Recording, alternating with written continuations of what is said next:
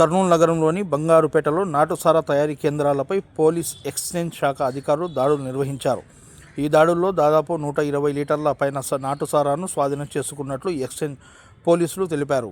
Cotton సెర్చ్లో భాగంగా నగరంలోని బంగారుపేటలో తెల్లవారుజాము నుండి ఈ దాడులు నిర్వహించామని కర్నూలు జిల్లా అడిషనల్ ఎస్పీ హుస్సేన్పీరా తెలిపారు. నాటుసారా తయారీకి దూరంగా ఉండాలని, జీవితాలను నాశనం చేసుకోవద్దు అంటూ వారికి సూచించారు. నాటుసారా తయారు చేస్తున్న మహిళలను అదుపులోకి తీసుకొని వారిపైన చట్టపరమైన చర్యలు తీసుకుంటామని అడిషనల్ ఎస్పీ తెలిపారు.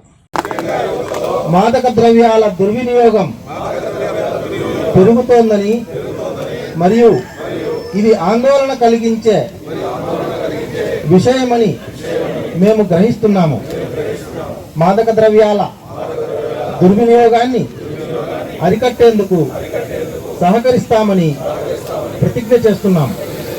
మేము ఎటువంటి ప్రయోజనం కోసం హానికరమైన లేదా చట్టవిరుద్ధమైన మందులను వినియోగించబోమని హామీ ఇస్తున్నాము.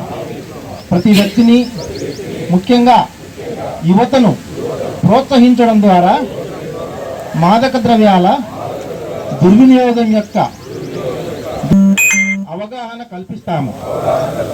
తద్వారా భారతదేశంలోని యువత మాదక ద్రవ్యాల రహితంగా జీవించగలరు మరియు వారు సమాజంలో సృజనాత్మక మరియు ముఖ్యమైన సభ్యులుగా మారవచ్చు. డ్రగ్స్కు దూరంగా ఉంటూ ఆరోగ్యవంతమైన జీవితాన్ని గడుపుతామని ఈరోజు ప్రతిజ్ఞ చేస్తున్నాం. దీని యొక్క ఉద్దేశం ఏంటంటే, ఈ మత్తు పదార్థాలు లేకుండా మన స్టేట్ని ఫ్రీ చేయడం.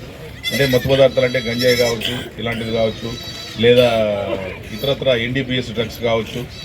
అదే కాకుండా ఇలాంటి పరిస్థితుల్లో ఓల్డ్ నేరస్తులు కావచ్చు, లేకపోతే క్రైమ్కి సంబంధించినటువంటి నేరస్తులు కావచ్చు, ఎవరు దొరికినా దీంట్లో మన ఉద్దేశం నేర నియంత్రణ, మన రాష్ట్రాన్ని మత్తు పదార్థాలు లేకుండా ఫ్రీగా, డ్రగ్ ఫ్రీ స్టేట్గా నిర్మించాలనేటువంటిదే ప్రభుత్వం యొక్క ఉద్దేశం. మన యొక్క డిపార్ట్మెంట్, మన DGP గారు, మన ఈగల IG శ్రీ ఆకే రవికృష్ణ సారు మరియు మా SP విక్రాంత్ పాటిల్ సార్ వారి యొక్క ఉద్దేశం. వాటిలో భాగంగానే ఈ యొక్క ఆపరేషన్ వజ్రప్రహార్ అనేటువంటి కార్యక్రమం తీసుకొని ఈరోజు స్టార్ట్ చేయడం జరిగింది. ఇది ఇలాంటి సర్చింగ్ కార్యక్రమాలు నిరంతరం కొనసాగుతాయి. దీంతోనే కాదు, నిరంతరం కొనసాగుతాయి. సో అందరికీ, నేరస్తులకు కావచ్చు, మిగతా వాళ్ళకి కావచ్చు, ఈ బాట వీడి మిగతా వైపుకి వస్తే అందరూ బాగుపడతారని చెప్పి కోరుకుంటాం.